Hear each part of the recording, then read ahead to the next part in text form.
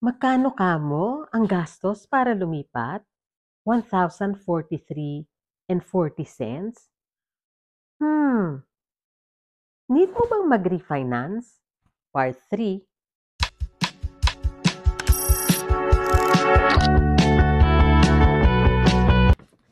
Ito ngayon yung third video natin doon sa ating topic na is it worth to refinance your home loan for a 0.09% rate difference?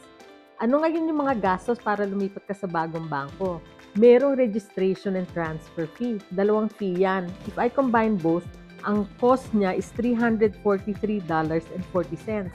Tapos yung bangko mo, may charge yan pag umalis ka sa kanila. Hindi ka nila paaalis na hindi ka magbabayad ng $350. One-time fee yon. And then doon sa bagong bangko, may mga fees din yan na i-charge sa'yo. In this scenario, yung bangko, mababa nga rate niya, pero para pumasok ka doon sa bangkong yon, may $350 fee rin para lumipat ka sa kanila. So all up, nasa mga 1,043 and 40 cents ang gastos mo para lumipat doon sa bangko na lilipatan mo. Ngayon, sulit ba yon? Kasi $528 a year.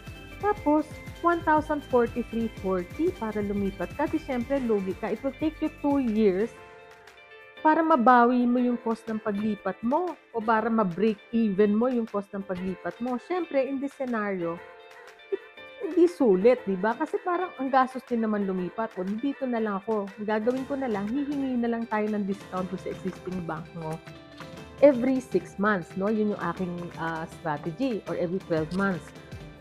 Ngayon, lilipat ka lang kung may rason ka. Mga nakikisip kong rason, hindi ka masaya doon sa bangko mo, kaya gusto mong lumipat ng bangko. Ikalawang rason, may mga features yung bagong bangko, particularly yung loan product niya, na mas gusto mo kesa doon sa features ng loan product where you're on. So, that's another reason.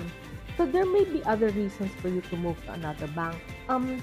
Refinancing is something that we specialize in. I've been doing mortgage broking in the last 15 years. So, if you want to find out whether it's worth it for you to move to another bank kasi makakatipid ka, please give us a call. My name's Maria Papa. My number is 04301 44008.